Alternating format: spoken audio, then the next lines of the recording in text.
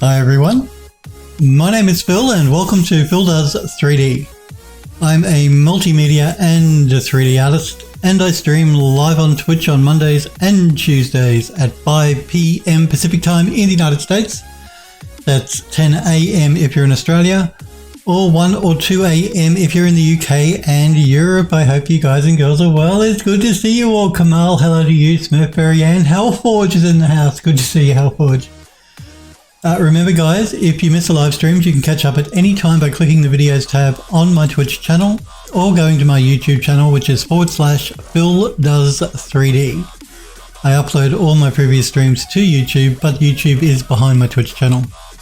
If you're watching on YouTube and you want to actually go to my Twitch channel to see the latest streams, look in the description below the video you're watching and you'll find a link to my Twitch channel.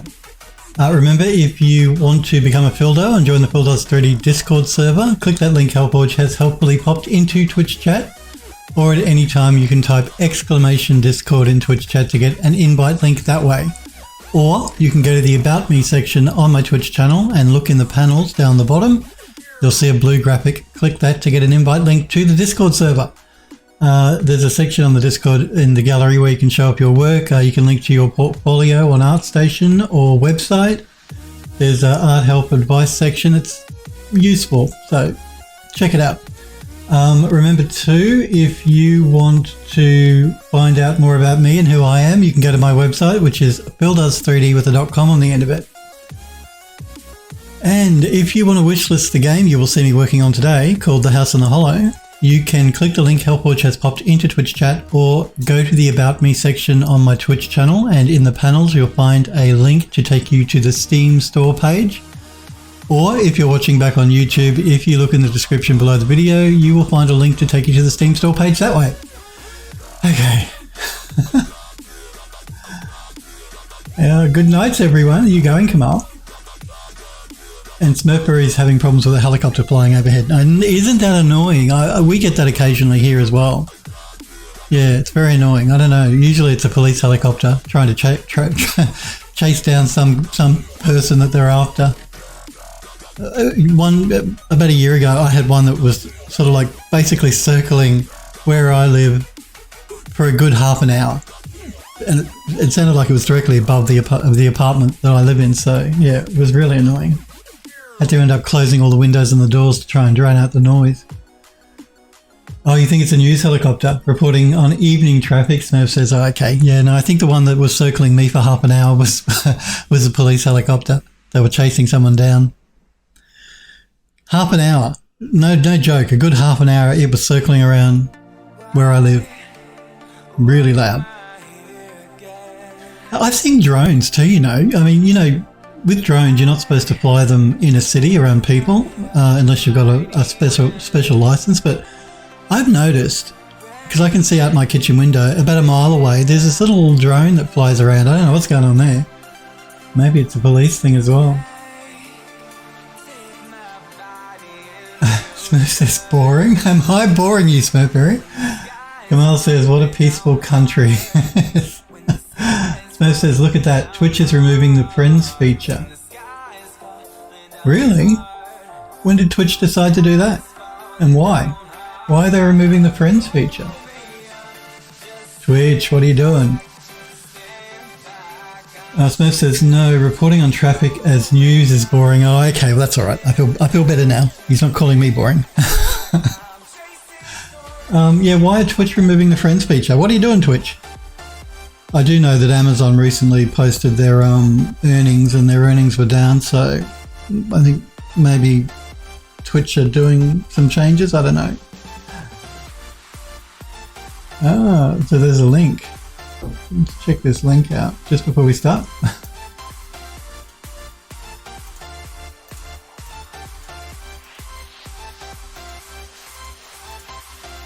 It won't let me check the link out. Why won't you let me check the link out? There we go. Yeah, I wasn't aware that they were removing the friends feature. That's my website, guys. For anyone that wants to find out more about me and what I do, you can check out some of my previous work, and there's links to my ArtStation and Twitter and YouTube all the way down the bottom there.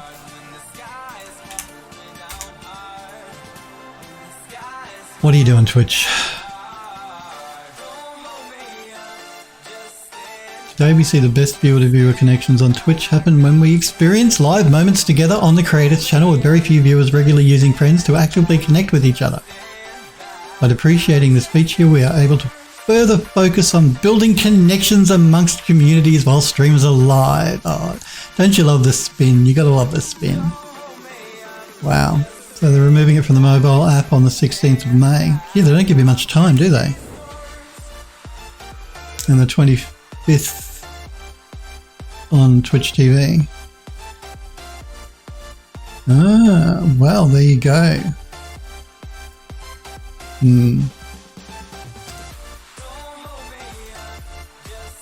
Basically, nobody was using it. Smurfberry says, "Yeah, well, I haven't used it, but I don't know.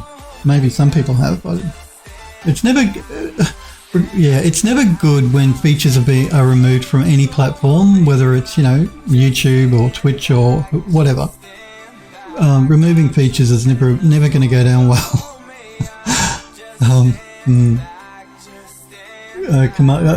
Google are a good example. Actually, they retire things all the time. It can get quite annoying, particularly if you use those things that they retire.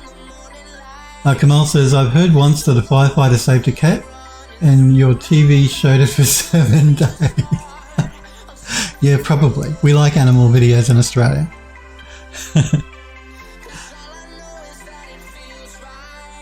That would not surprise me at all.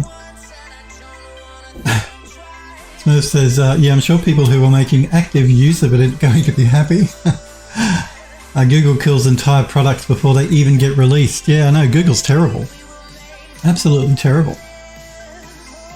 I don't know, I don't understand Google sometimes. They retire stuff that's really useful, and they don't replace it with anything equivalent. So, yeah, I don't understand these tech companies, how they work out what they're going to keep, what they're going to get rid of, when they're going to get rid of it. I don't know. It seems incomprehensible to me. They devote so much time and money into developing something just to kill it all. Smurf says they've made cancellation an industrial process. Sometimes they cancel products before they even thought of them. Yeah. So again, I know Amazon's earnings were down for the previous financial quarter. So maybe they're trying to shake things up, or I don't know. Would it be a cost saving for them? Would it really cost them that much to keep the Friends feature? I don't know. That's the only thing I can put it down to, the fact that they're trying to tighten up, maybe, because of the earnings of Amazon. I mean, Amazon still made a lot of money, don't think Amazon are poor. And of course, Amazon owned Twitch, for anyone that wasn't aware.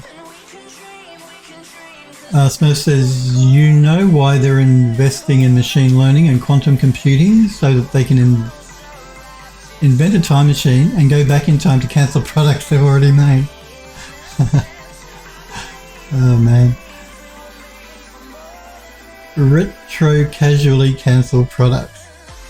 Smurf says, "Sniper Girl would love to chime in on this conversation." I'm sure she would. Where is Sniper Girl actually? She wasn't in chat yesterday either. Let me have a look here. I think she's on Discord. I think she is. She's idle on Discord. Anyway, we won't give her a hard time. At least, it gives me a break from being called an old man all the time. But we miss you, Sniper Girl. Where are you? Helford says, "Old Jeffrey B's dirt poor." Jeffrey Bezos.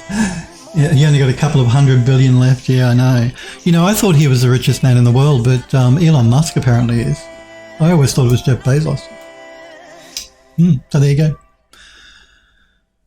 I guess that makes sense. SpaceX must be raking the money in for Elon. And of course Tesla does quite well, so. Although their share price dropped recently by quite a bit, Tesla's, after Elon Musk announced he was buying Twitter. Anyway. There you go. Wouldn't it be nice, guys, to be a multi-billionaire? Wouldn't it just be nice to be a multi-millionaire? Anyway. Some people... there's such wealth disparity in the world. Some people are so wealthy. Just boggles the mind.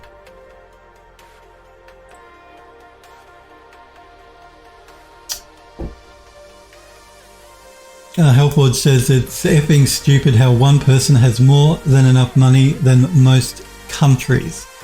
It is. It is. I would say it's not stupid. It's obscene that people look. I don't begrudge people becoming wealthy. Don't get me wrong. If you're lucky enough to make a lot of money, good on you. But I don't know, the inequality, the wealth inequality in the world. You have people in the world that are starving to death. I mean, how is this right? It's just not right. Kamal says, I like Dan Blazarian too. I'm not sure who that is, Kamal. Who's Dan Blazarian? I'm not familiar with that name. But yeah, no, the wealth inequality it's just staggering in the world. When you really look at the world and you think that there are people that are starving to death. Yeah. It's the way the world seems to be, and I don't know what we can do about it. But anyway, let's move on to something a bit more cheerful, shall we? We're going to continue working on the house in the hollow. We're going to finish doing the caretaker's cottage. Now, the only change I've made since I saw you guys yesterday was I added all of these flowers. Remember how yesterday I was trying to add them and they were not adding? Well, it seems after I restarted the editor that they started to work. So I don't know what that was all about. Helpwood says, Phil, have some coffee. I will. Kamal says, oh, a rich guy from the USA. Okay. Fine. I've never heard of him. There are lots of rich people in America, though. The notorious Koch brothers, for instance, which we won't get down that rabbit hole, but yeah. Another wealthy couple of individuals that use their money for evil in the world. The Koch brothers. So yeah, I added the flowers, which is what I was trying to do yesterday when the editor wouldn't let me do it for some reason. Koch brothers, I thought that was Mexico. I thought they were they're US citizens, aren't they, the Koch brothers? Could be wrong. Look, don't quote me. I could be wrong. Are you making a joke about drugs in Mexico or something? Koch brothers, Koch. You could be right. I call them the Koch brothers, but the Koch brothers. It could be the Koch brothers. Two guys who are very active with the Republican Party in the United States as far as donations go. So yeah, I've added the flowers. That just helps to lift it a little bit, to give it a bit more colour. The only other thing now I want to do to finish this off is those wankers Helpwood says. Yeah, Helpwood says. The only other thing I want to do here is I want to add some bushy tree things, just to give the landscape a little bit of depth, a little bit of height. Yeah, to make so it's not quite so flat, to give it a bit of height. So we're going to use the elderberry bushes, which we used in the manor landscape, and I have also used in other parts of this landscape. So let's jump into the foliage tool, and let's select the elderberry tree here. Now I'm not going to paint these in. I'm going to add them. Hang on. I don't want to paint them. It's for a single. There we go. I want to add them as single bushes, so I've got a bit more control. I don't want a lot of them. I only want a few here and there. So we're going to put one. Let's put a couple actually against this wall here. So maybe we'll put one here. And again, I'm just making sure they don't go into the building. Right, good. 1 to 2. Just making sure cull distance good. Okay, all looks good. Let's put one maybe here. And one maybe here. Now the material on these is set up so that it alters the colour slightly between each bush, just to make them look a little bit more unique. Might put one on this corner as well. I'm going to actually scale one of these up a little bit.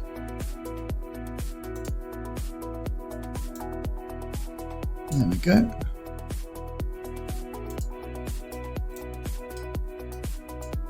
Alrighty, let's have a look through here now.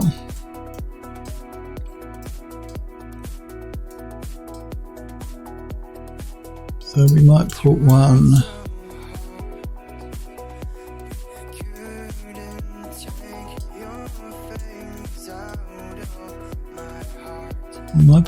here. And we'll put one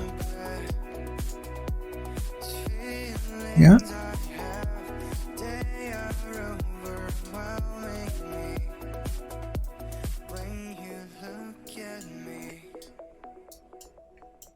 And maybe outside the fence, perhaps. Maybe one here.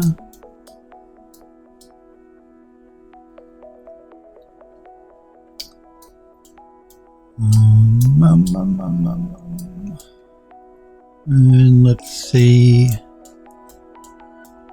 Let's put one maybe in here.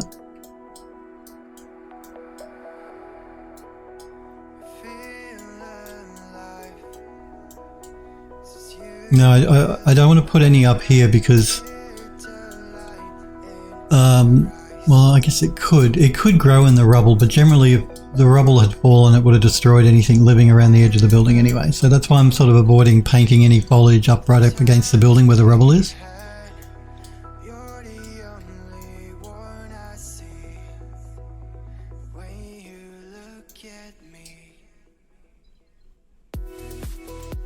Let's put one.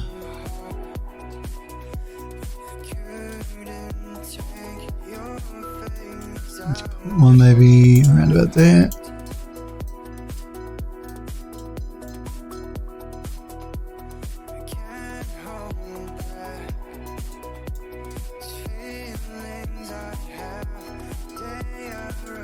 And maybe we'll put one around the middle of the grounds.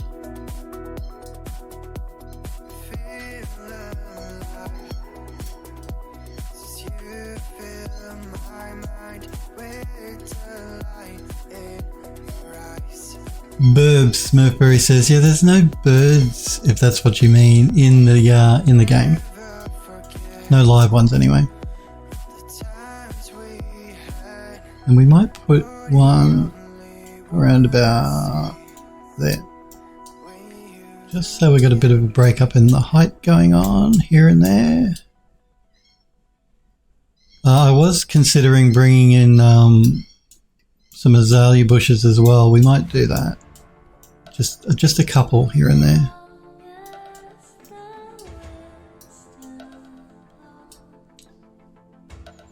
Smurf says, "Brah, there's a bird outside your window." Oh, sorry. Yes, there was a bird outside my window. The microphone picked that up, did it?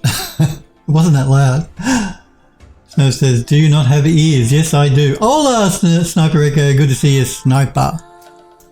Yes, I do have ears. Yes, there was a bird outside my window, but I'm surprised you guys heard it because it wasn't that loud. My microphone must have better pickup than I thought it did. Okay, I think that's enough for the elderberry bushes. Let's go to the azalea bushes.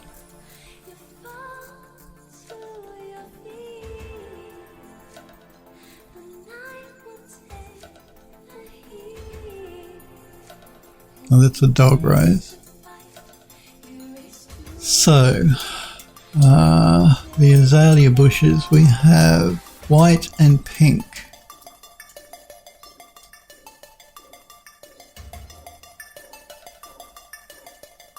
So,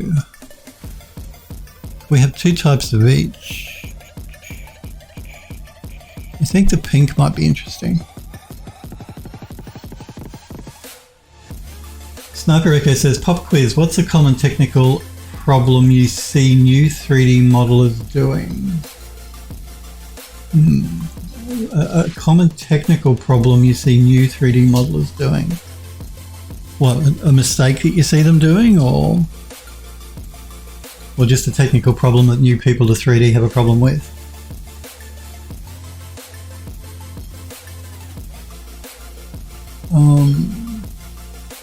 Yeah, garbage topology, as Smurfberry says. Yeah, UV mapping as well, I would say.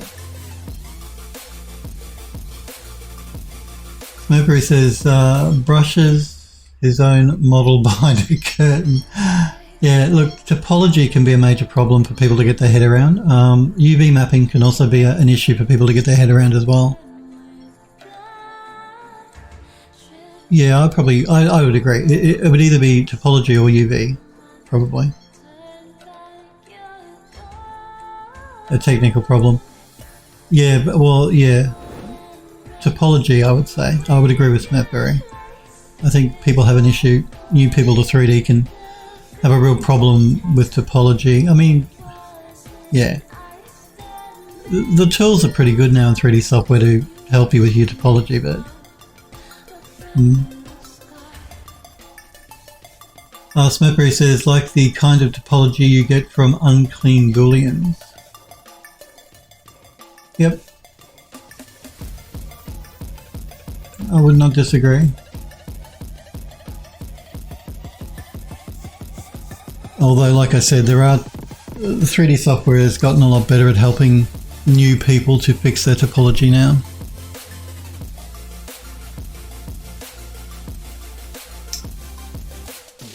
Sniper Echo says, interesting, that's a good example. Yeah, I would agree with Smurfberry topology.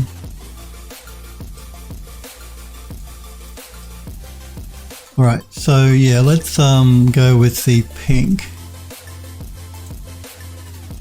Just want to make sure I have my culling distance set on these. So I'm going to go to 30,000 on that one. And 30,000 on that one. I'm just going to set it on all of them in case I forget.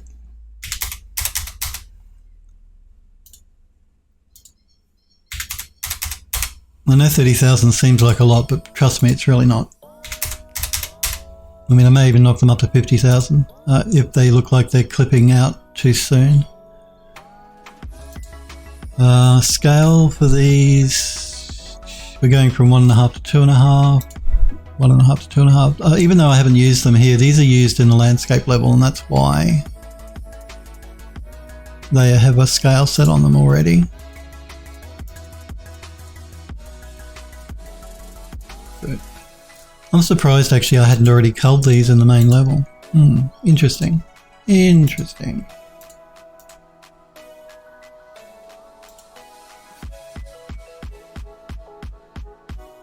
Smurf says, are you writing a questionnaire to weed out job applicants?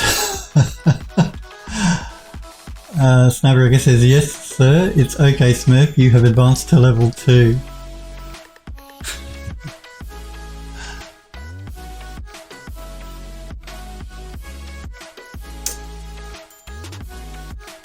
Okay, let's add, I can't see what colour the flowers are on this one, so I'm just going to open it up so we can get a better look. Oh, this one has no flowers, okay. And this one is pink. Yep. And then we have a white one, I believe. Yep. Okay, let's start with the pink one. I turned off the other thing, didn't I? Yes, good. So we're just going to... Oh, actually, I didn't notice that yesterday. You know how I was going through to make sure that they were all unticked that I didn't want? It actually highlights it when it is ticked, which I did not notice it did yesterday. Nice. Very nice. So 1 to 2.5, 30,000 on the cull distance. We're going to be doing a single again. Snowberry says if you want more, you could put in some about normals, base normals pointing in the wrong direction, or the whole model having hard normals, or the whole model having soft normals. Smoothing groups are another one. Makes that can trip people up as well if they're not really sure what they're doing. Smoothing groups. That gets back to the whole normal thing as well. So let's come from the beginning here, and I can sort of decide what I want to do and where I want to do it. I think we're going to put one maybe. Yeah. And let's put one, what about in here? And one over here.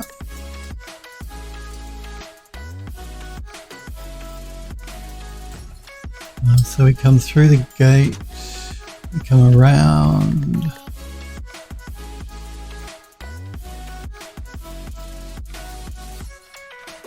Guess we could put one right about here. I'm just also going to scale that up. I think it's a little bit small.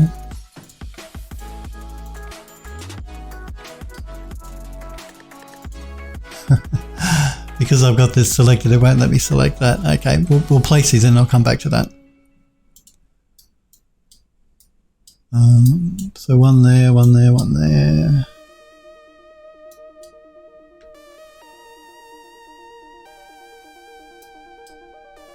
I think I mainly want them around near the building.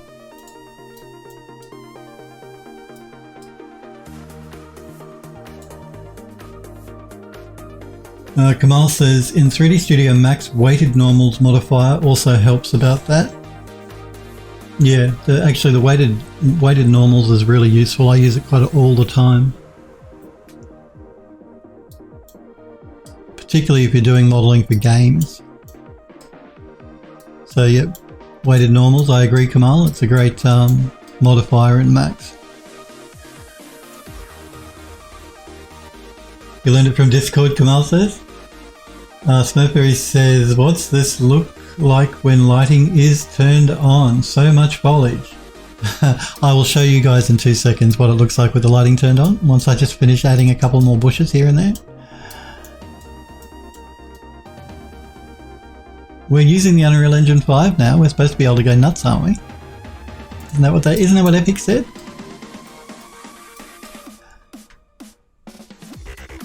No, you still got to be careful, but we should be fine.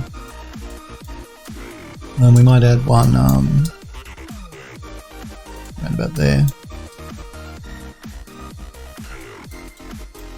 I think that's probably all we need for the garden here, the overgrown garden. I think we should be good.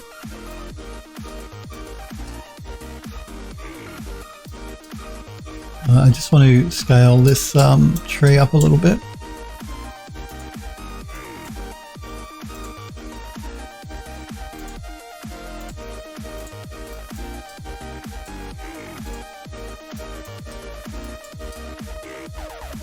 Just a tiny bit too small when you compare it to the azalea bush. I might rotate it as well.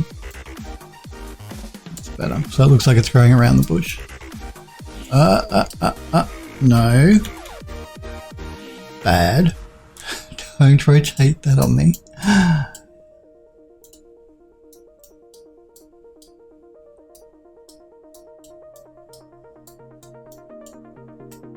All right. So shall we see what it looks like lit?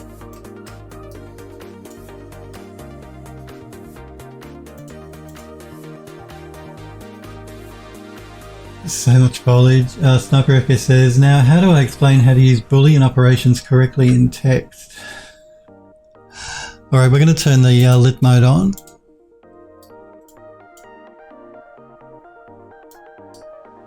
And we're just going to take a little wander through our garden.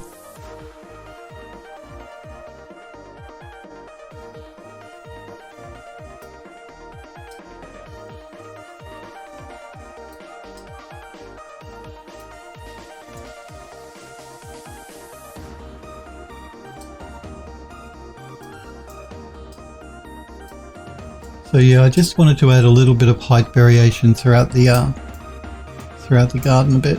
Makes it more interesting. Instead of everything being completely sort of flat on the same level, to give it a bit of height. I mentioned it before when we were doing the gardens in the manor house. Many, ages ago, about a year ago, when we were doing the outside garden.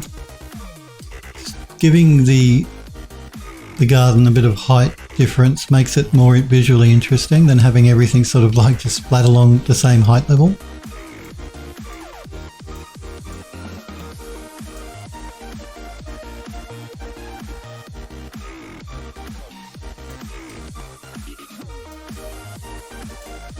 I did actually want to add something else in the back of the truck here. We'll do that in a sec.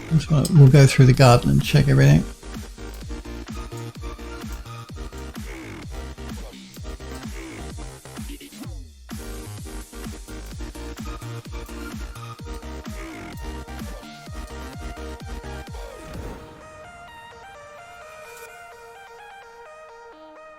Breaks up the line of sight. Yeah, that's exactly right, Smokeberry. Yep, it does. It breaks the line of sight, which makes it more visually interesting to look at and more realistic as well. I mean, I don't think I've ever seen a garden where everything is exactly the same height in it.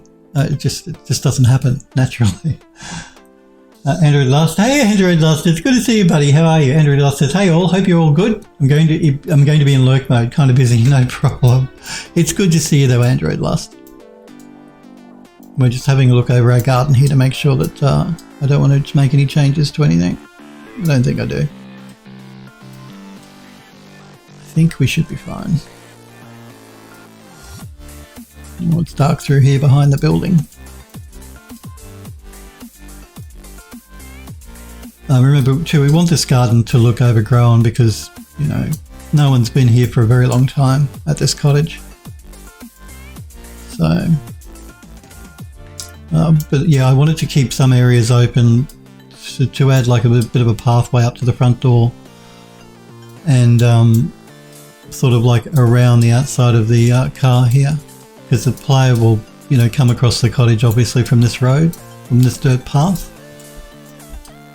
And we didn't want to block the doorway, so we wanted the player to know that there's a building here that they can explore.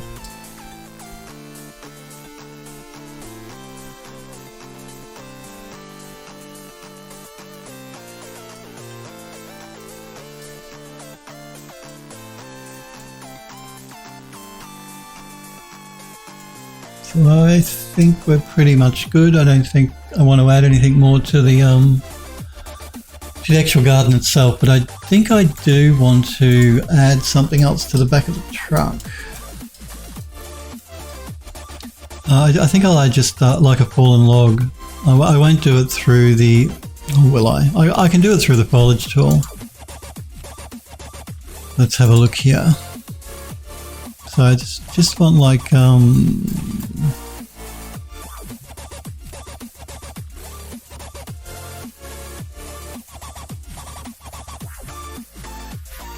we have leaves as well that we could add.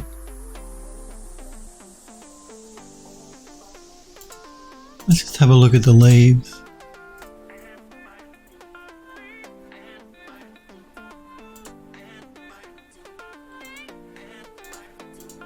We may just add some leaves through here.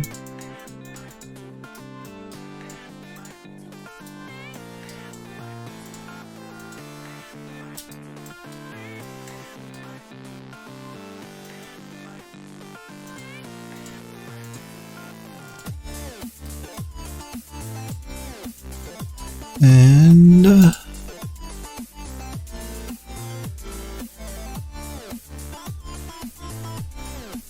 maybe some nettles, although I don't think there are any pine trees through here, so probably not nettles.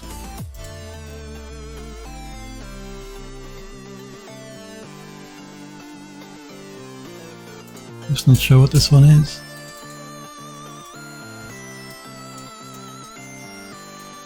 Yeah, no, that's nettles as well. We have some dead branches, that's really what I was looking for. Oh, no, not that one.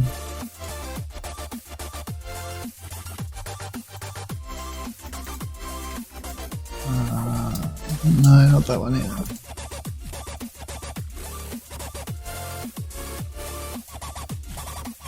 Actually, we could put some ferns in there.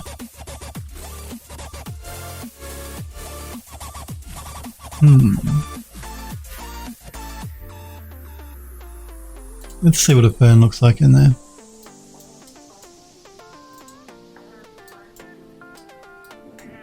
Yeah. What about this fern?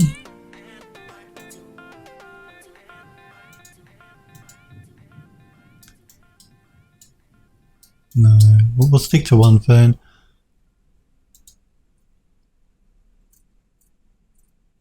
Oh, we won't put any flowers in there.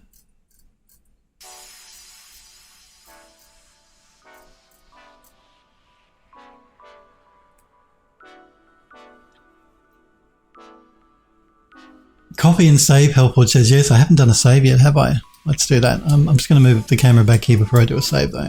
This is the angle I want it to save out as anyway. And we'll turn lit mode back on. So we'll do a save all.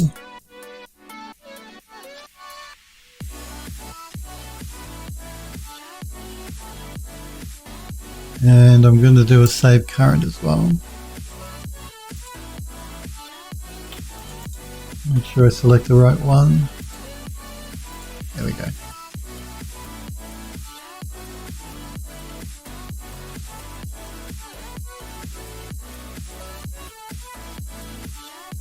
So yeah, I don't know what's going on with Sniper Girl. Where is Sniper Girl?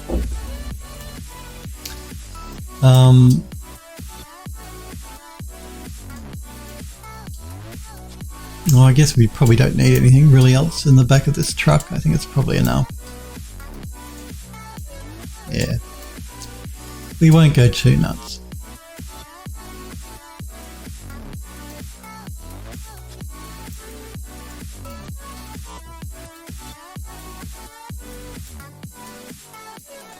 Alright, I don't know that there's really... Actually, I think what I did actually want to do is just add some leaves to the interior of the building. I forgot about that.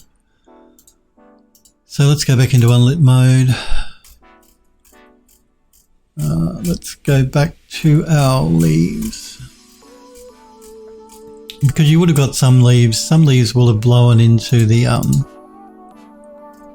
building.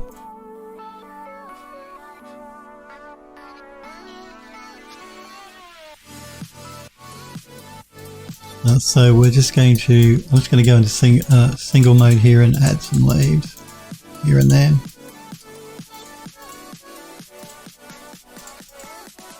Let me just undo those two. I want to make sure they don't hang over the edge like that.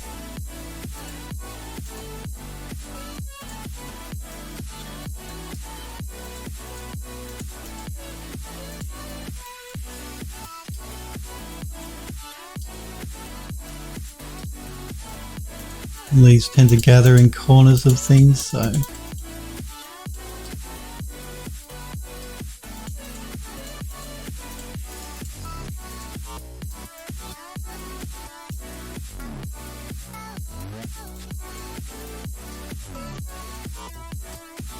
maybe we'll put a couple in here.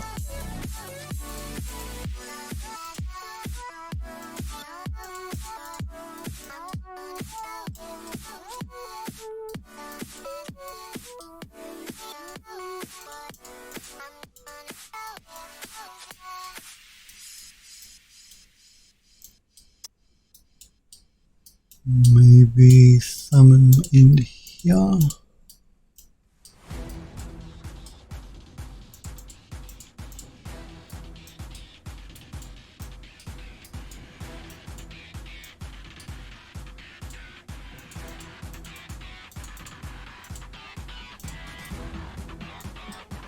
Okay, let's move upstairs. I guess we can put some around about here. Let's put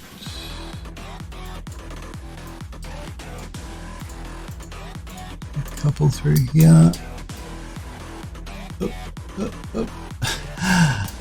And let's put a couple down here.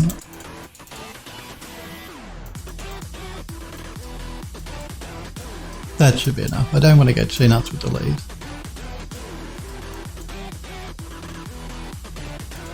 Let's go back into lit mode.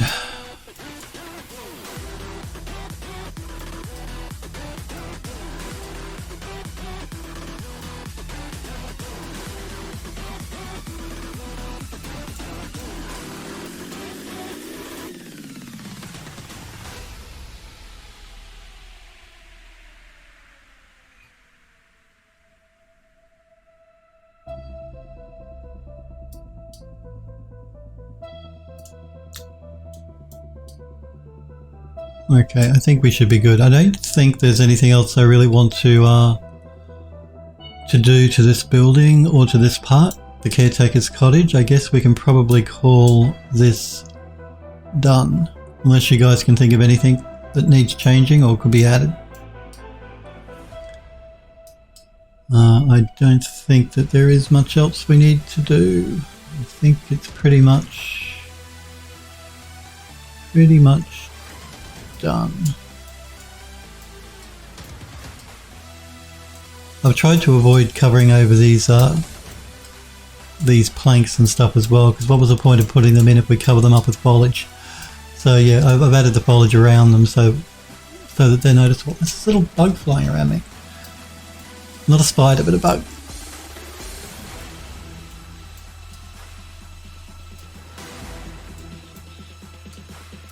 And I do have to say, I really like Unreal Engine 5 and Lumen. Lumen is very, very cool. I like these virtual shadow maps as well. They give you a lot of nice detail. So yeah, Epic and Lumen, really, really nicely done. The other thing that I wanted to sort of mention with regard to Lumen is there are two modes to Lumen. One is called hardware mode and one is called software mode. What you're seeing here is software mode. I haven't turned on hardware mode. Performance with software mode performance with both is really good. With hardware, I can't remember what they call it. It's hardware something or other Lumen. You're limited to like 100,000 objects. I'm not sure what they call it at Epic, but yeah. And after that, performance starts to take a bit of a dive. Leaves are the new cobwebs, as Smurfberry says. Yes, that's right. Leaves are the new cobwebs. Sniper Echo says, Phil, are you concerned about the minimum spec PC users need to run Lumen? Not really. I mean, I think we list the minimum spec for this game at a 1080. And a 1080 on software, with software rendering of Lumen should be alright. We recommend a 2060, which should handle Lumen without a problem. So yeah, minimum is a 1080, recommend is a 2060.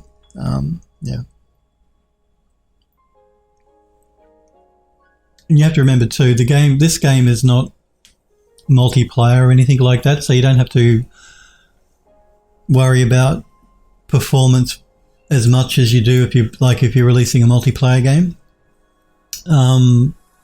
Or even a game that has a lot of NPCs or anything in it. So we can sort of, because of this style of game, we can get away with pushing it a bit further than most games probably could. Same with the frame rate. We don't need to go at 120 frames a second or even 60 for that matter, because there is no combat in the game. So yeah, trade-offs depending on what type of game it is. But no, I'm not particularly concerned about that. I'm actually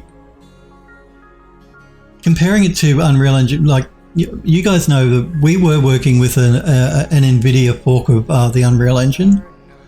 So a fork that NVIDIA created specifically for ray tracing on NVIDIA graphics cards. We've now switched to using the Epic Games fork of the Unreal Engine 5. Although NVIDIA have just released, I think they released it yesterday, an NVIDIA fork of UE5 as well now. And one of the main reasons we decided to do that was because with the NVIDIA fork, ray tracing was really specific to NVIDIA cards. So the game would not have looked the same on an AMD machine, AMD graphics card as it did on an NVIDIA one, because we were using an NVIDIA build specific for NVIDIA cards. And that never sat well with us. We always wanted the game to look the same regardless of what graphics card you were running it on. And the advantage of using Lumen, because all the ray tracing is handled by Lumen and it's cross-platform compatible, what you see here on my NVIDIA card should be exactly the same as what you see on an AMD card. So that was one of the advantages of us wanting to move to Lumen on Unreal Engine 5, was the fact that we didn't have to worry about the game looking slightly different on different hardware. So it had more advantages than disadvantages. And we did a test, an FPS test between UE4 and UE5. And the performance of Lumen is really good. So, and of course you have Nanite as well now, which is really, even though we've only sort of, we've converted a lot of the assets to Nanite, not everything though, because Nanite doesn't handle masked materials or opaque materials, and so there are some restrictions. We couldn't convert every asset to Nanite. So yeah, I think UE5 has many more advantages than disadvantages compared to UE4, and particularly if you're using, as we were, a specific build that was made by, say, NVIDIA. I haven't told NVIDIA yet. I actually have to send them a build, and I haven't sent them a new build since we've been using UE5 because we've only just transferred the project over. I don't know how they're going to feel about that, but anyway.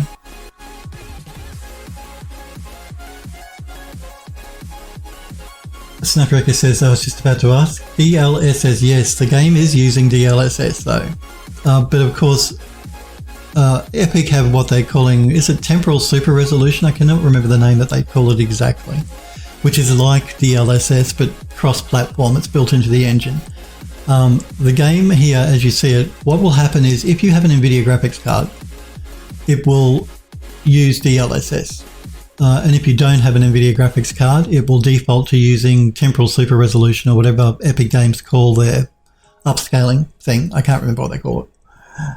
Sniper says, yeah, I've also been cross-testing on that NVIDIA branch. Yeah.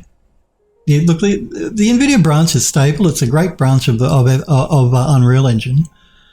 But you've got to bear in mind that it's really tailored for NVIDIA graphics cards. So, yeah, it's sort of, as a developer, you've got to sort of decide, do you really want to cut out maybe half your market that use AMD graphics cards? Or you're not cutting them out, but it's not going to look the same if you're using a build that's specific to, say, NVIDIA, that makes, you know, heavy use of their ray tracing tech. Whereas which is again, I think, why Epic Games are depreciating ray tracing in the engine, and it's all being rolled into Lumen now, because Lumen is cross-platform. You don't even need hardware for it, because this is software rendering Lumen that you're seeing here. And it performs really well in software mode, so which means that anyone on any graphics card can basically play it. There are minimum specs, of course. You can't run it on a potato PC, I'm afraid, but yeah, you're not restricted to worrying about are people going to complain because it doesn't look the same on their AMD graphics cards, you know what I mean? Sniper says, yeah, for sure. And the guys at NVIDIA are very nice. They are incredibly nice. Really a great group of guys at NVIDIA. Absolutely. I cannot fault NVIDIA at all. All the guys I've been dealing with in NVIDIA are really, really nice, very helpful, very friendly. Devote a lot of time to trying to help you out if you need it. And their branch of the game of Unreal Engine is a really good branch. I mean, you know, there are no problems with it at all. My only concern was, yeah, as a developer, you want to make it as accessible to as many different people as possible. You want to sell as many copies of it to as many people as you can. So you've got to be really careful when you start implementing stuff that's specific to one graphics card. Like NVIDIA have what do they call it? RTX DI, I think it is. Direct illumination, I think. So it's like Lumen, it's like global illumination, but it's specific to NVIDIA graphics cards. Now, I haven't tested it, so I don't know how it performs, but apparently it performs quite well from what I've seen of videos, YouTube videos. But remember, if you implement that, only NVIDIA cards can use it. Whereas here with Lumen, AMD or NVIDIA can use it, and it should look exactly the same. Miles says, I can proudly say that I have poorest computer system here. So long as it works and you can use it, Kamal, that's all that matters.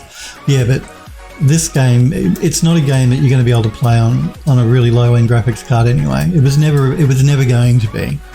The minimum spec is if an NVIDIA GTX 1080 is the minimum spec, and the recommended spec is an RTX 2060.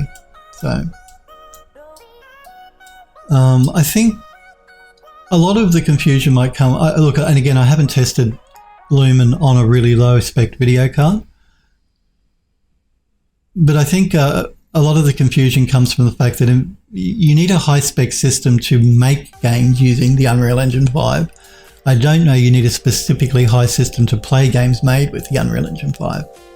There's a difference between developing and playing. And I think the confusion arises because Epic have such high requirements for developing using the engine as opposed to maybe playing using the engine.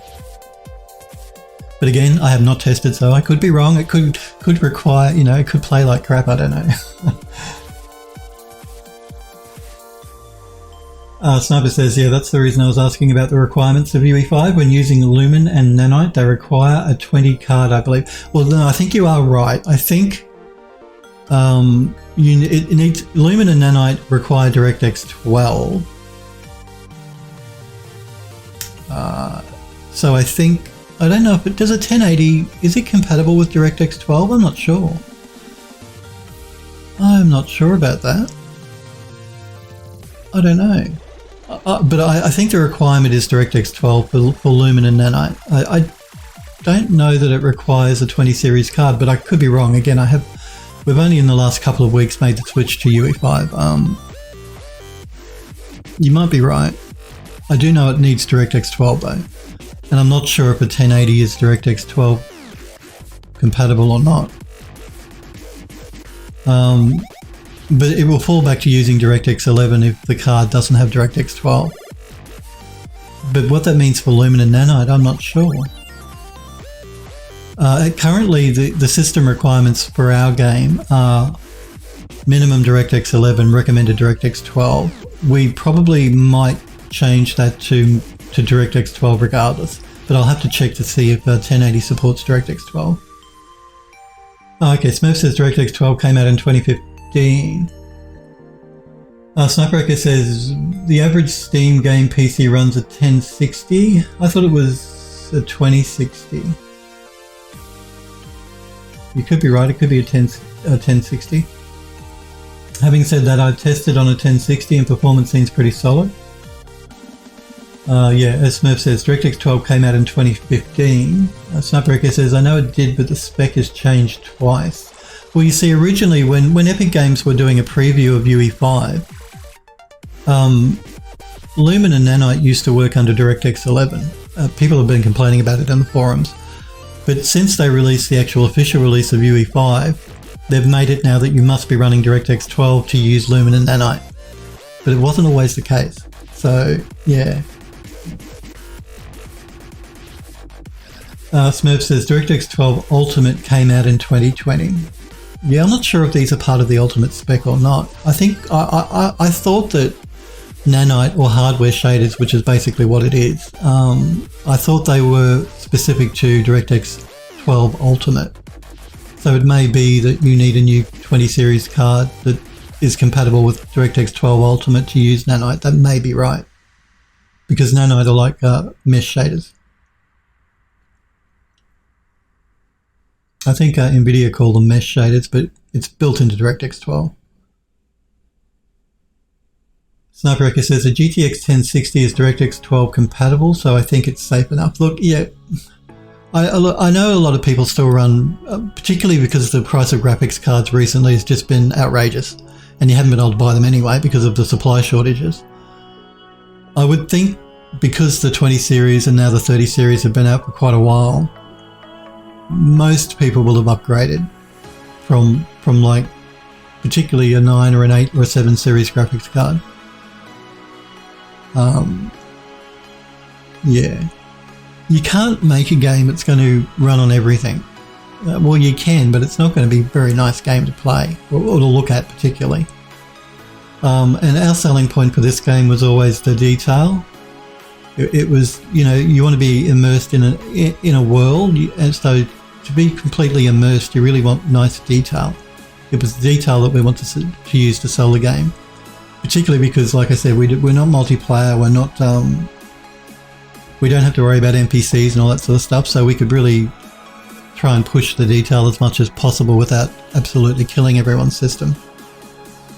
And look, that's even been a challenge, I have to admit. Doing the optimization on the game has just been a nightmare.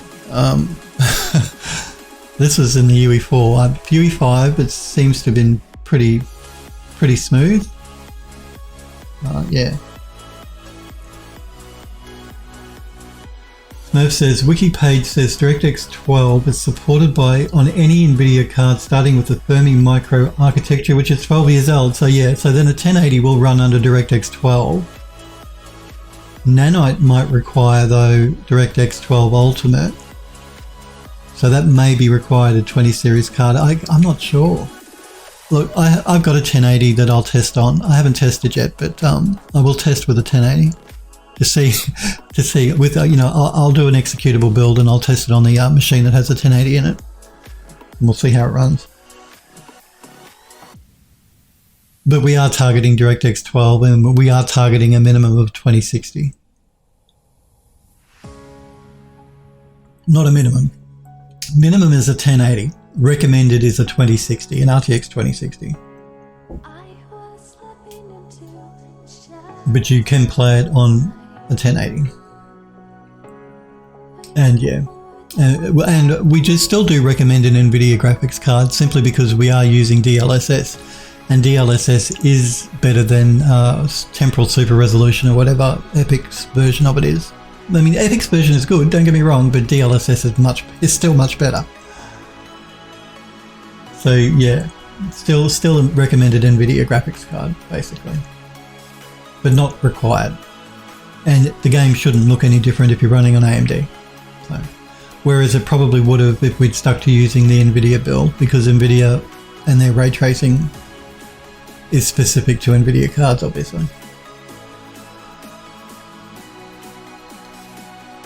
Smurf says, even my GTX 980, well there you go, will run DirectX 12. But I'm not sure if it'll do 12 Ultimate. Snipebreaker says, minimum software spec in DirectX end user runtime, June 2010. I think rendering spec is NVIDIA RTX 2000. So that's where the confusion is, I think. Yeah, it does get confusing, particularly when you've got DirectX 12 or 12.1 and DirectX 12 Ultimate. And I'm pretty sure that mesh shaders, which are what Nanite is, unless Epic have done it in some different way, which they may have, but mesh shaders were really part of DirectX 12 Ultimate, because it's a relatively new thing in the last few years. I'm not sure if Nanite uses mesh shaders or not. Yeah. And again, I know Lumen. Lumen is hardware or software mode. You can run in either. So it does get confusing. It really does. Kamal says, like old Egyptian pharaohs, I will put my Quadro card in my grave. You want to be buried with your graphics card? Fair enough. Well, Quadro card's a nice card. Yeah, I think we can probably call the only other thing I was considering doing was putting maybe a bit of a path in with a spline mesh, but I don't know that it really needs it, to be honest.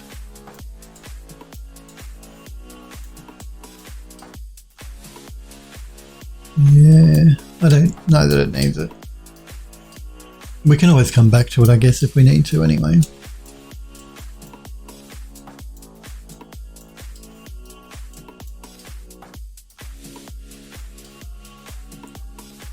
So yeah, we can call, I guess, the landscape done. Let's just do a save all and save current.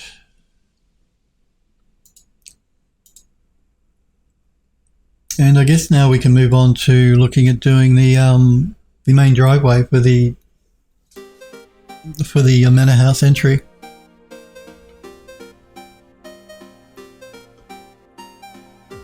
So let's get back into, well, let's jump to the bookmark, which I believe should be at number 3, I think. Yep. So this is where the driveway is going to go, and this is just a testing thing we're using to jump between the landscape, the first landscape, and loading up the second landscape for the manor house. We'll remove that once we start working in this part to join the two landscapes together. But at the moment we'll keep it there because we need to use it for testing. So, I guess let's jump into where our assets are for the driveway. Where we're manor house models. I guess what we'll do is I'm going to jump into Max and we're going to load up that scene so I can remember exactly how we designed it, because I can't remember.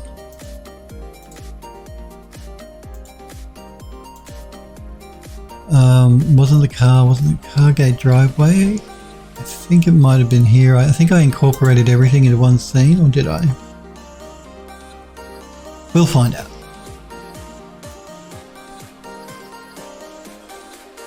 As soon as Max loads up.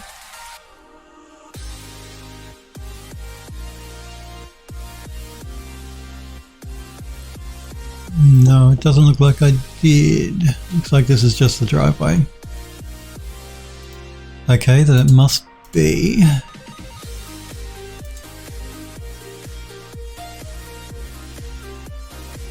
I thought I did. Car gate fence. Car gate, maybe? Maybe. Let's have a look. It's so long ago we made these, I've already forgotten exactly what's where, and everything else. No, it's not here either, so it must be... Where did I put it? Did I call it Nouveau entry? Maybe I put it under Nouveau entry. Nouveau entry, Nouveau entry, I think I did. I think I broke it up this way.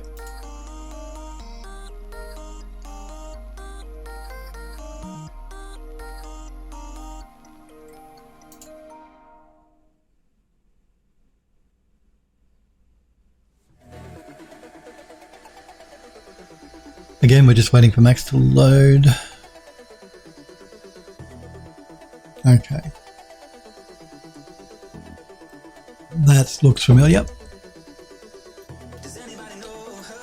Alrighty, so I guess we'll start with the base because that's the easiest part. We can work our way from there. I'm just going to start it. We may have to end up moving it all, but that'll be easy. We'll just select it and move it. But we'll start it like here. So entry tile base, which will be this one. Make sure I'm in the right sub level.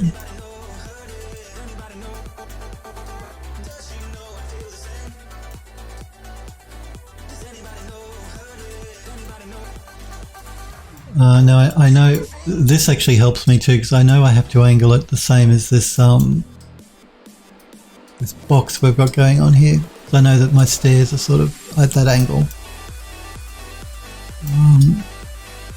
So we have the pathway that leads from here, and I guess normally I would never, like, you guys know, I don't normally when I place a building, I like to place it off center or angled. I don't like to have it flat on. but it doesn't make sense for the driveway, because the driveway generally will be straight to the path. So in this case we are going to have it flat on, but yeah, visually it always looks more interesting if it's not flat on, it's angled. But we can't really do that here. Practically it would not be like that anyway. What I'm going to do here is I'm going to assemble the entryway, and then I'm going to do a rotation on it. It saves me having to rotate each bit if I can just bring them in and they're already rotated in the same direction. So that's what we're going to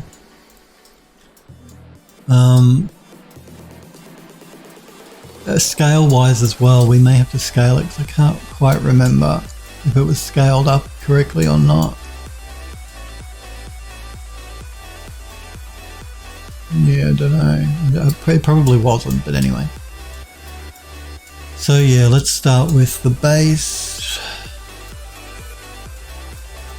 The same with all of these little trees. They'll be removed once we set up everything. I'm probably just going to go into unlit mode here. It's just easier for me to see. So we have the base, and then we're going to have... I guess we'll start with... Oops. I'm getting my shortcut keys confused. I guess we'll start with the main part of the body here. Actually, we'll start with the doorway. That'll be easier. So it'll be this one. Yeah, we are going to have to scale it. It's not to scale, which is a bit annoying, but anyway, that's my fault.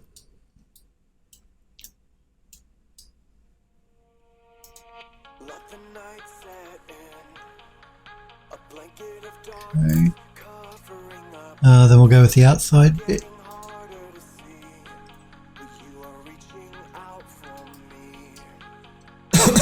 Pardon me.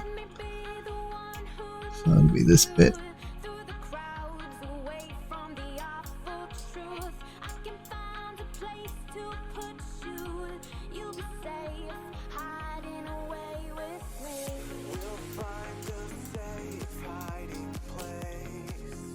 And then we'll go to these bits, I guess.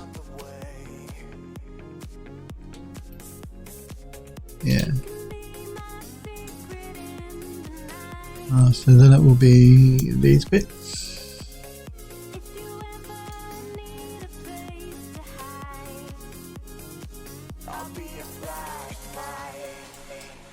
Remember too, with Lumen now, with the Unreal Engine, they don't recommend you have everything as one mesh. They actually, for Lumen because it works on mesh distance fields, for the best quality in Lumen, it's better to have everything separated up like this, not have everything as one mesh. We just were lucky because that was not my intention when we were doing this. I've always designed stuff in game engines this way, where it's made up of modular pieces, not one piece. Previously though, one piece of geometry probably would have been better as far as performance went, but yeah, no, I've never designed that way. I've always designed in modular, like we see here.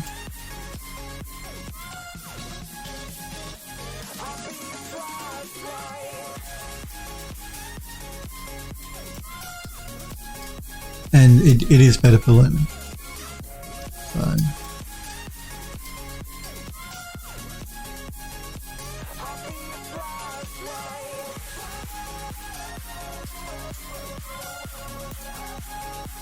Again, I'm just making sure everything is positioned correctly. Okay, so then we've got columns that go underneath there. I keep getting my shortcut, my mouse keys confused between Unreal and Max. So I think it's... Which one is it? Okay, it's not the one with the white on the top, it's the other one. So it's this one.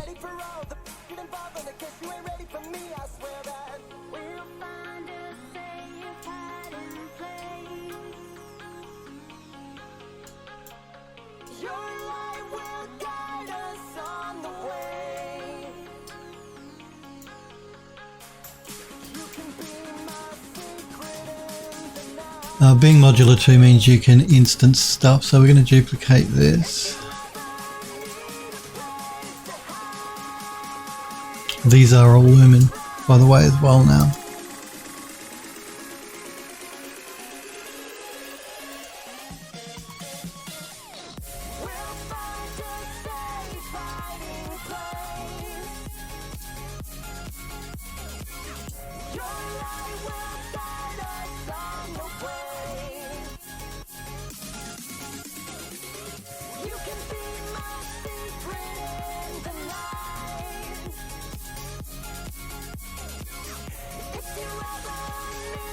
Okay, I guess the next thing will be...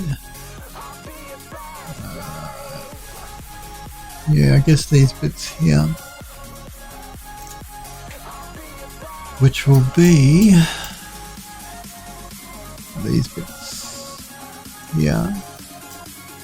Okay, now this is interesting. The scale on these is way off. Why is that? I thought I scaled everything correctly when I brought it in, but obviously not.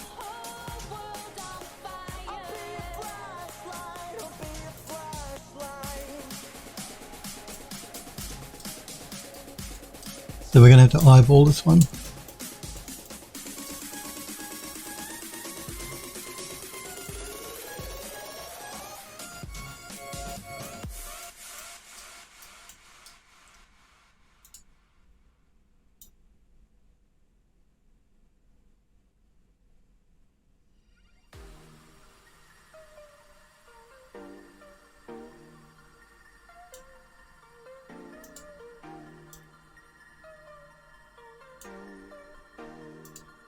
You know, I designed this thing and I still have to keep going back to the reference to check it.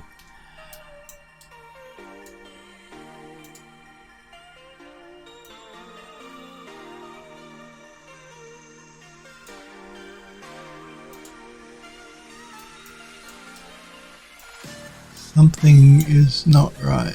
What is not right?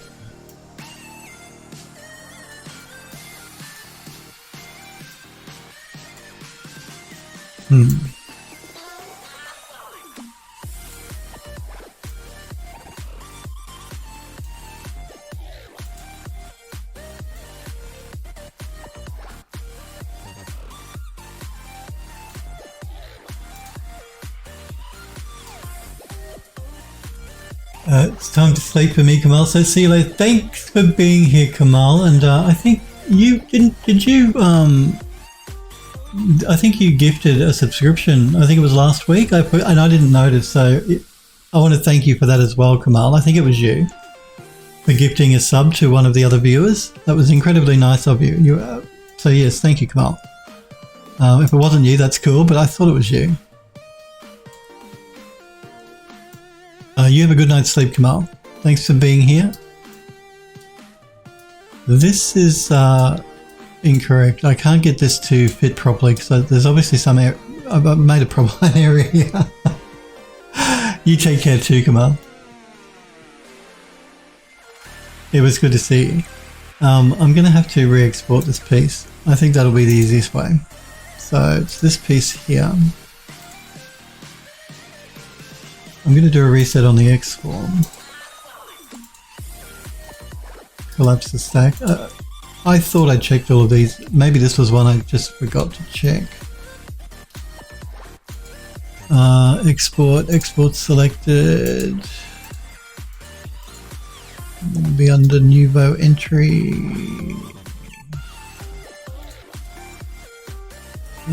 UE4 models, I'm assuming maybe. Nouveau entry shells.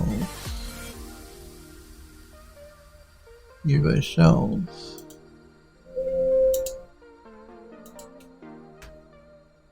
Jump back into Max.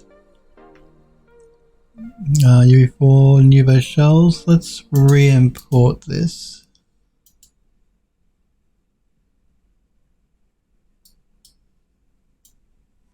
Yeah, that's better.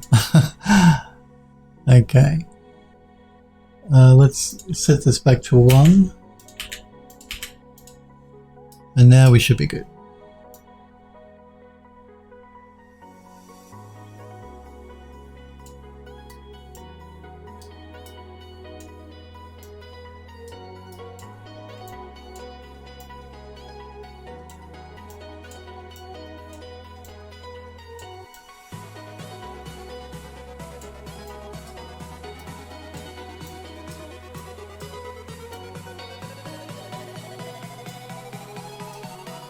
Hey Euro, it's good to see you, buddy. It says, seems odd there's no way to import grouped assets for scenes like this. I think there might be, actually.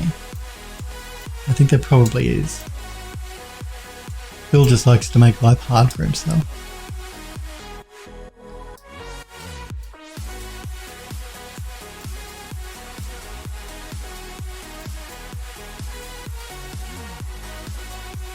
Just need to bring it down a little bit.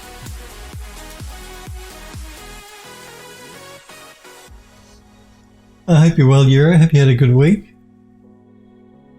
Yeah, Sniper says there is. Yeah, there is. He is correct. I just like I said, to make life harder for myself than it needs to be.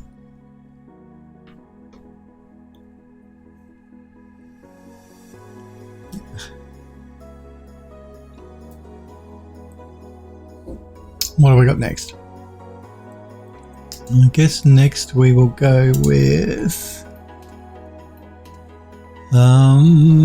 probably these top circle. No, actually we'll start with the bottom half circle bits, which will be these ones.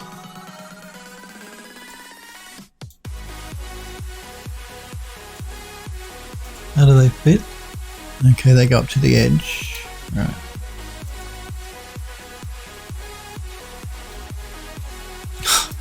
Again, I keep getting my mouse mixed up between Max and Unreal.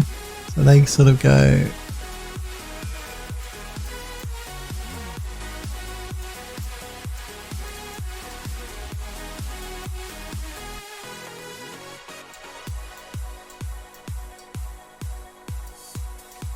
Wait, I'm getting confused.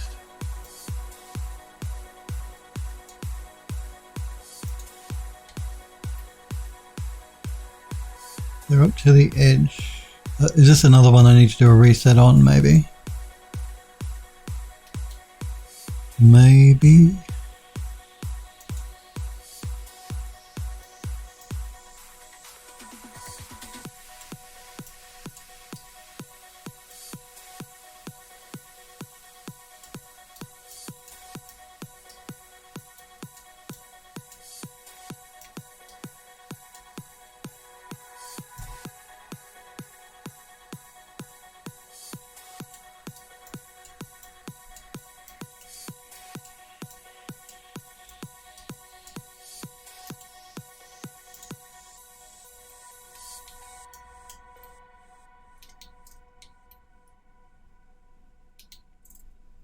A bit odd. Let's just do a reset on this one, just in case I forgot, but I don't think I did.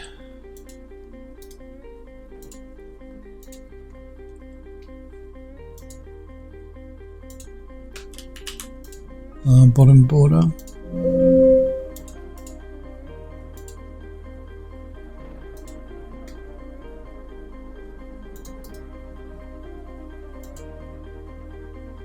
No. No, that is correct.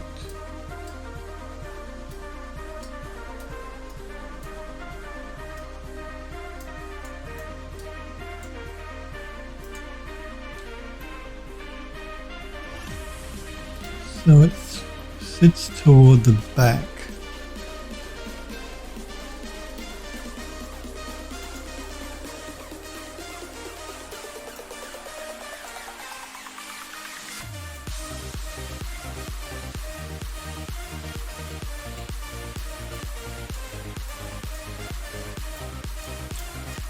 This doesn't seem long enough.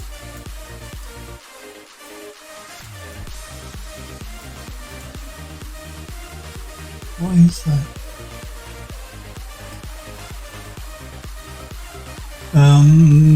Euro says, I'm good, just finished off some work. Got a few things due for the end of the month, probably crack on with them tomorrow to free up some time before June.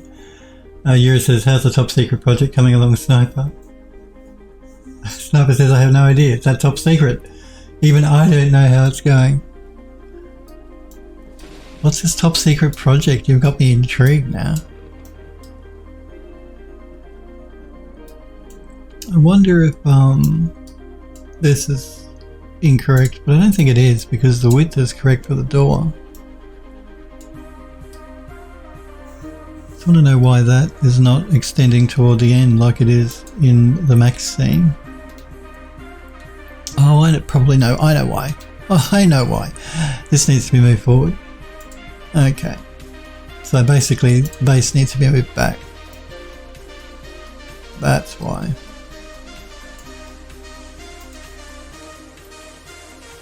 So it goes back to the curve is toward the back edge. Okay.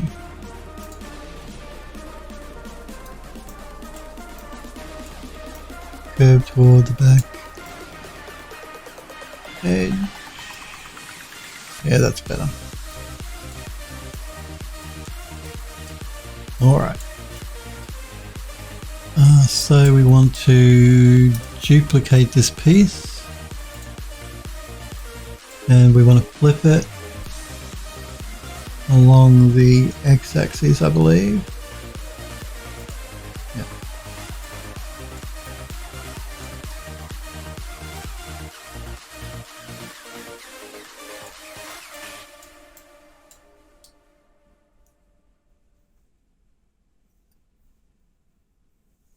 Yuri says we don't know, so can't answer.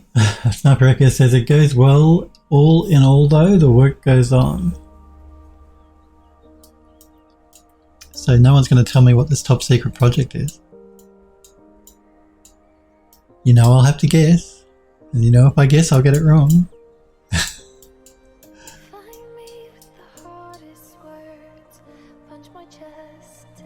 Okay, so I think next we'll bring in the top piece, which is this one.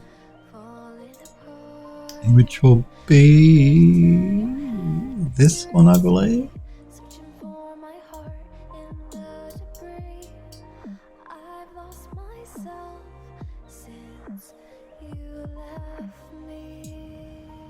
How does this one fit? This one fits the base of that. Okay.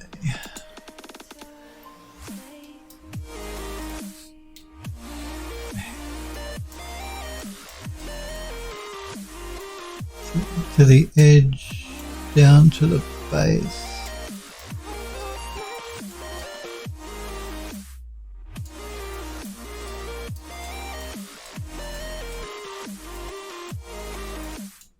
And I guess it goes back about the middle. No, it goes toward the very back.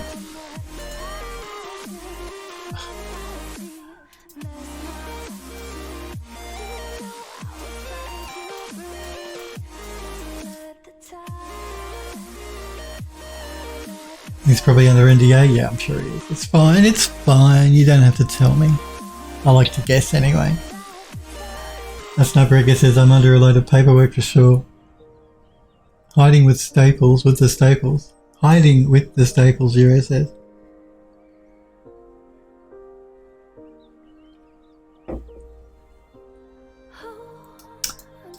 Alright, let's duplicate this one. Let's transform it on the X.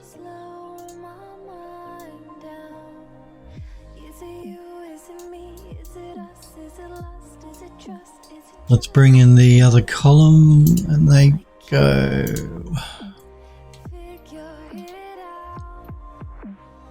I had one on the end and one up to that edge, okay. And there will be this column.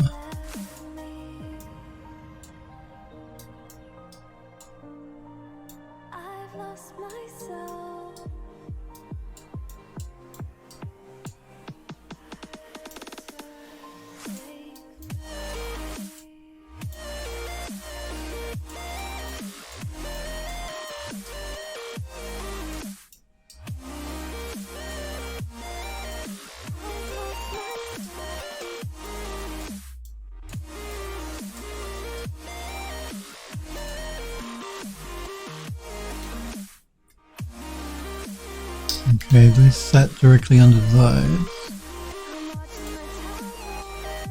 So it needs to come back.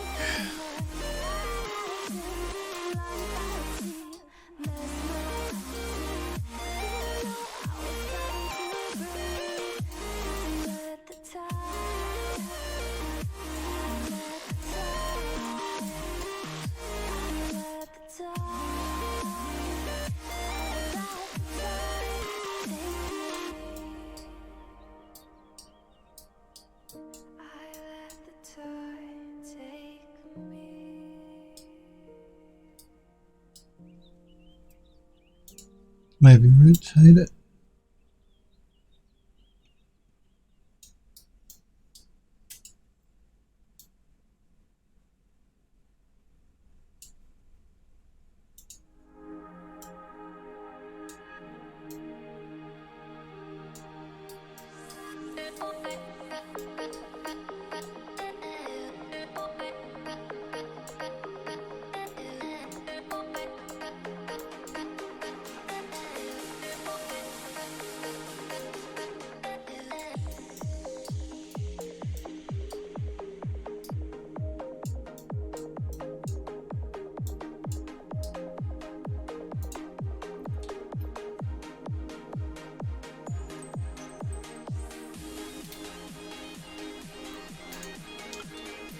Needs to come down.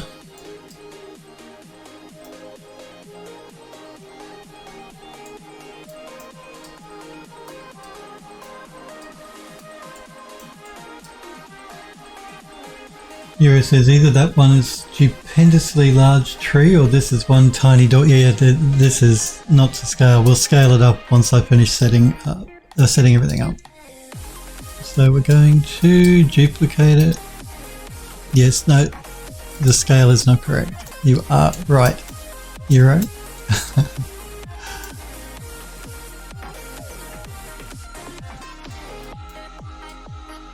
We'll fix the scale in a minute.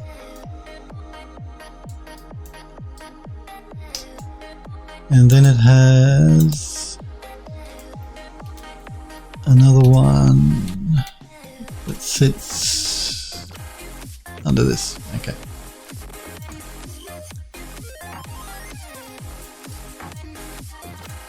So let's duplicate it again and move one here. Let's rotate it.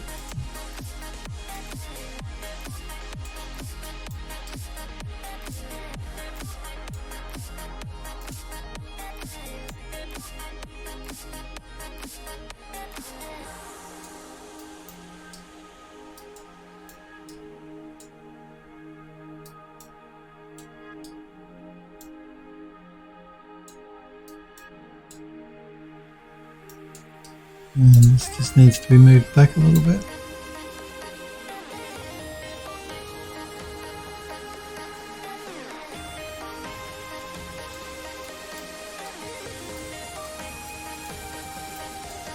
Way.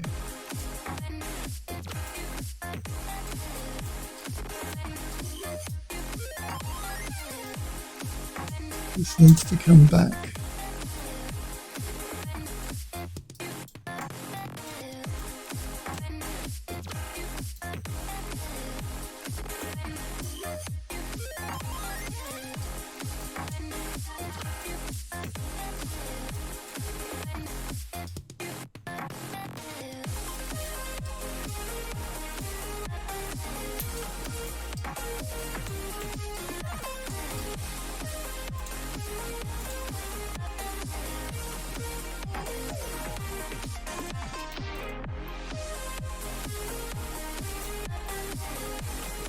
I'm just going to set all of this to a standard mid-grey so it's easier for me to see.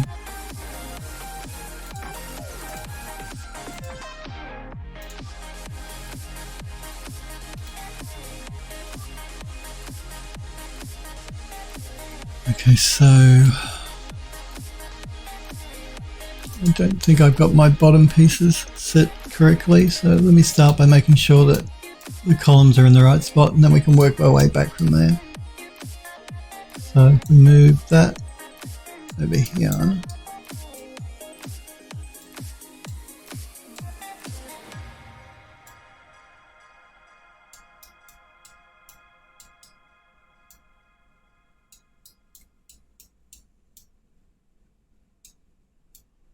Wow, you're gonna make my life hard, aren't you?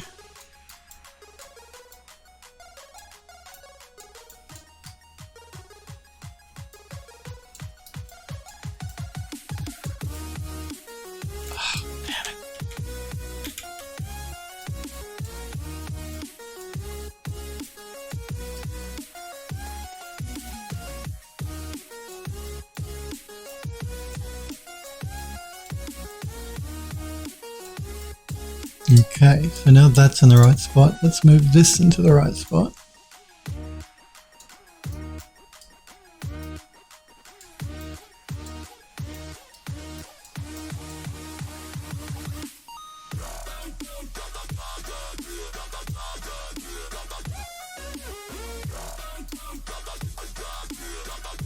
Okay. Let's duplicate this one.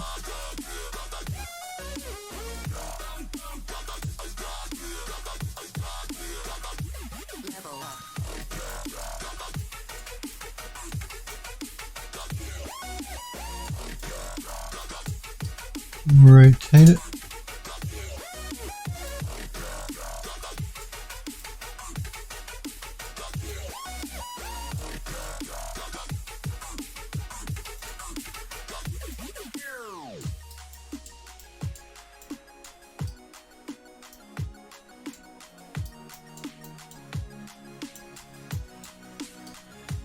Move this one.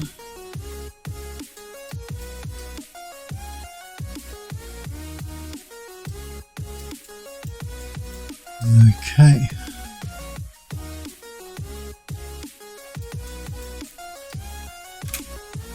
Is there anything I'm forgetting to add? Oh, the doors, of course. I'm actually going to have to set these up as interactables, but for the moment we'll just place them so that we can see what it's going to look like. But I'm going to have to replace these doors with physics objects so that the player can interact with them.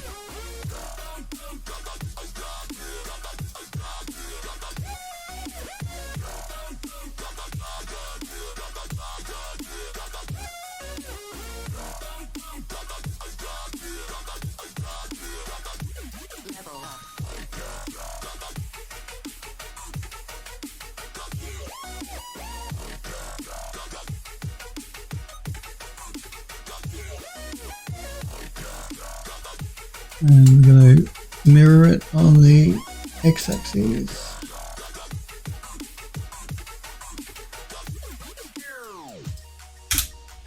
Okay, I don't think there's anything I'm forgetting.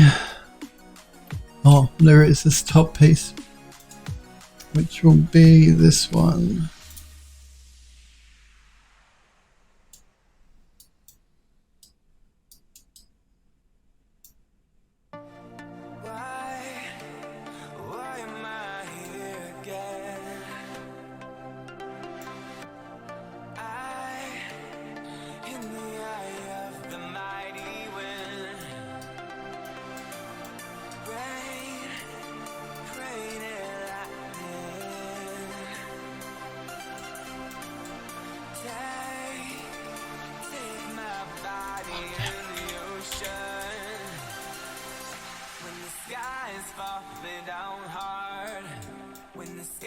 Okay, I don't think there's anything else I'm forgetting.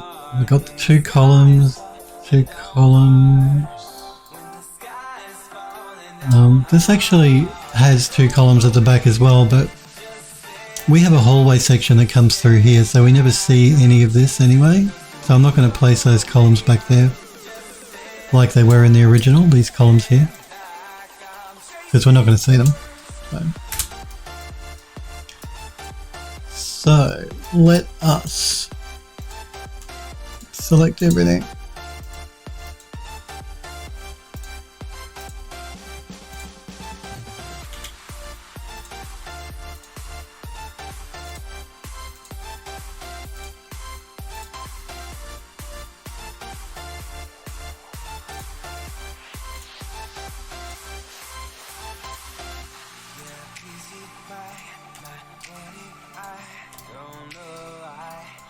Just move it to see if I've made sure I've selected everything.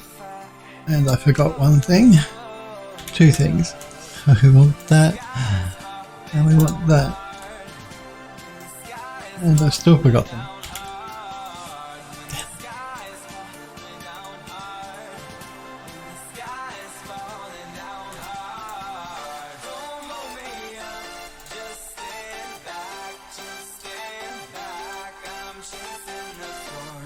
Why am I not selecting those?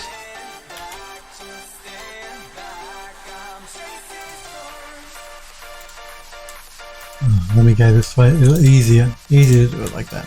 There we go. Okay.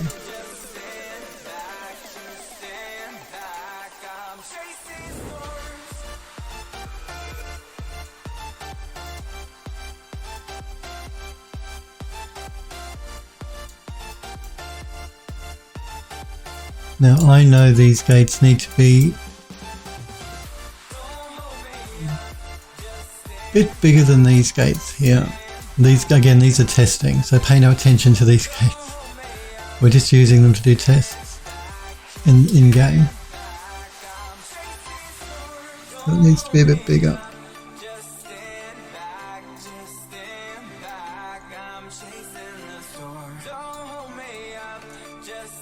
I think what I might do here, do I want to do that?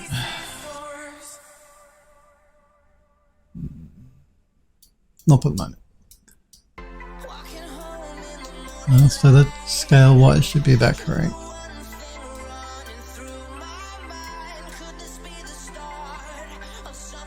Or do I want to do this?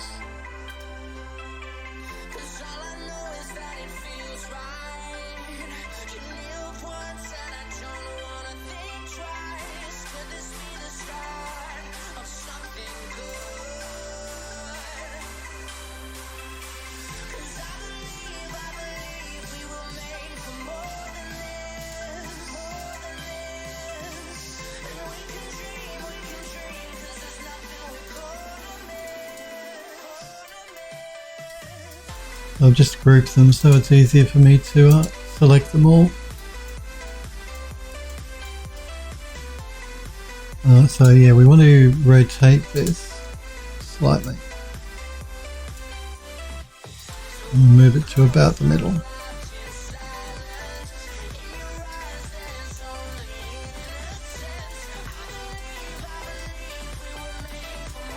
We may reposition it, like I said, once we get the hallway in, and yeah, we'll see how we go, because we have to join those two landscapes together.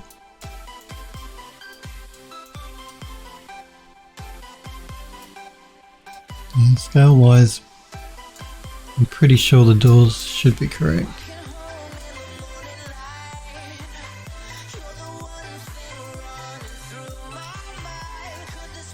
Let's see what it looks like in lit mode.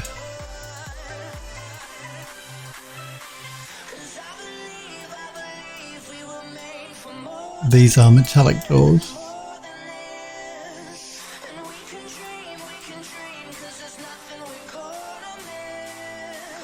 I actually think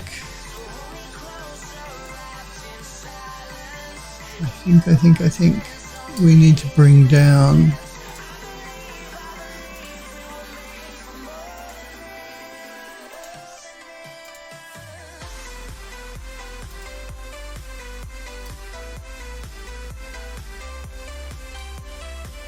I'm going to have to ungroup them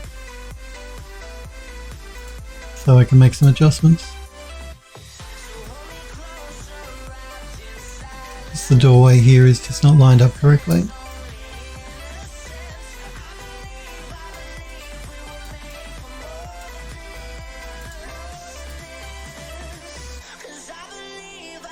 I wonder if it might be easier for me to move the floor up as opposed to moving all these pieces down.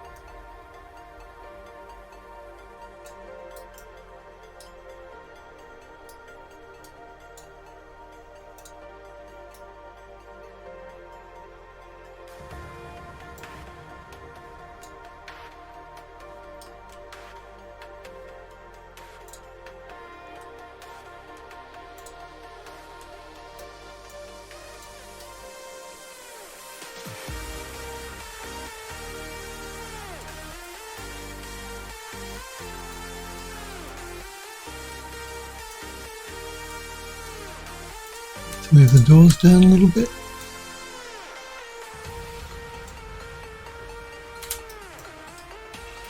Okay, we should be good. What I do want to do though is I want to go into the foliage tool.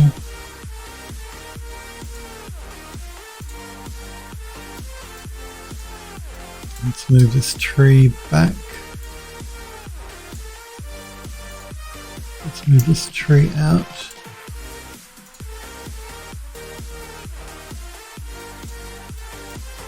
Let's move this tree.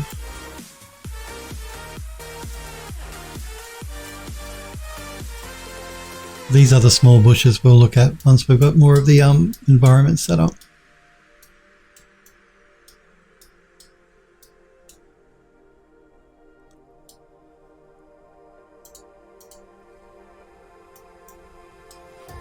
Okay.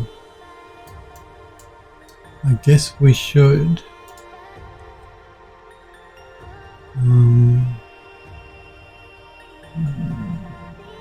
Do I want to group these again?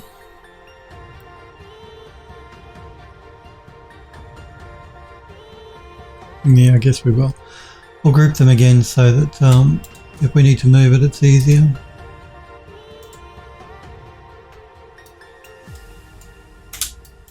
Which we probably will need to do. So we come along our path. That's going to be our main entry to the hallway, which will span the two landscapes together. So what I think we'll do is we'll start working our way back here towards the path to get the driveway in, and once we've done that, then we'll move to doing the hallway between the two entryways. I think that's probably the best way to do it, because that way if we need to move any of this at all, it'll be easier to move it as one large piece than. So basically I want the hallway section to be the last piece that we put in. Yeah, I think that's the best way to go.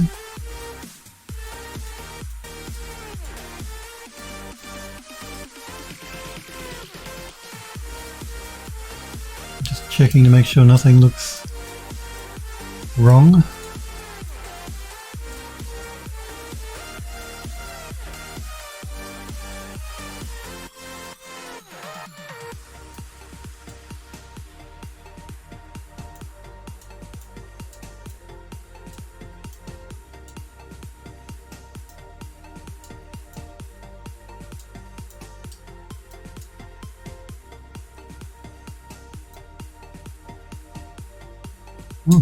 God rays through the door. We are actually going to be putting a glass panel in here. Actually, do we have that? I think we might have. Yeah, let's look at bring that in as well, because we don't want to be able to see when we're inside the hall section this landscape, because otherwise we'll see it pop in and out of existence when we're moving through. So we don't want that. So we're going to have to put a glass panel in there to block the player view. And I'm pretty sure I did create one. Just got to find it. Maybe here, I think. Yeah, it's here. All right. So let's bring that in. So that's this piece here.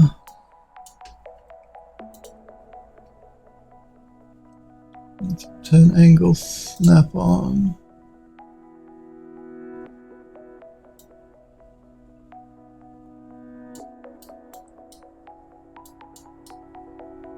Let's turn it back off again.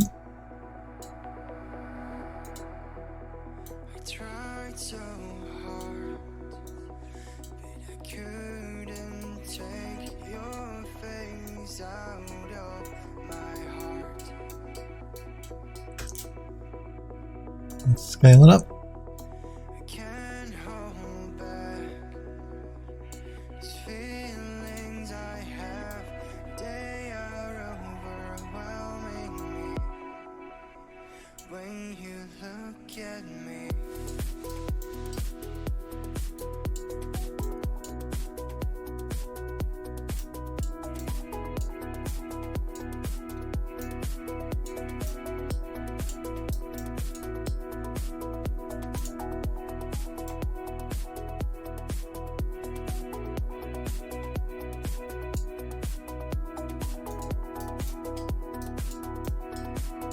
Okay, let's duplicate it.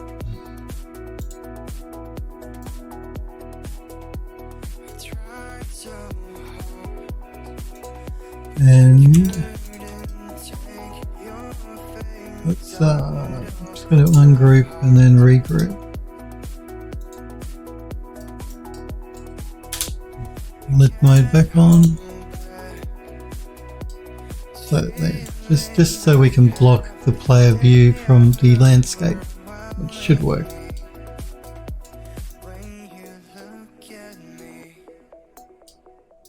I'm just wondering, what I might do with this is actually just open up the material, and I might just throw a bit of a missive on it. So a constant with a multiply. Do I want to multiply or do I want to add? I think multiply. To here, to here. And let's just give it like a 0.05 maybe.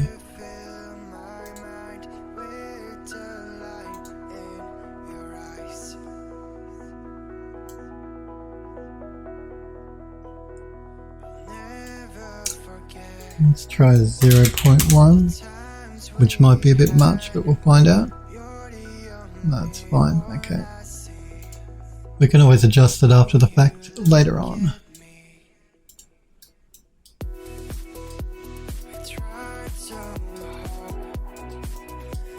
Good. I think we're good.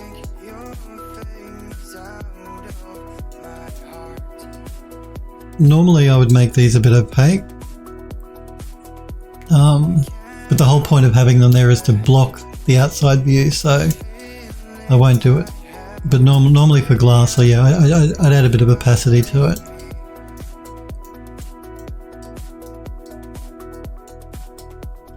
Okay. Let's do a save all.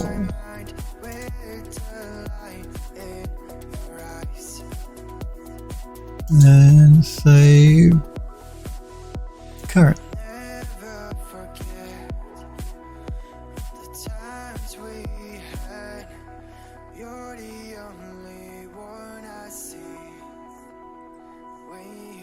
So we have to bring in the main driveway, the main entryway, the circular driveway, and then we have to bring in the fences. Once we've done that, we'll start bringing in the hole that connects the two landscapes together.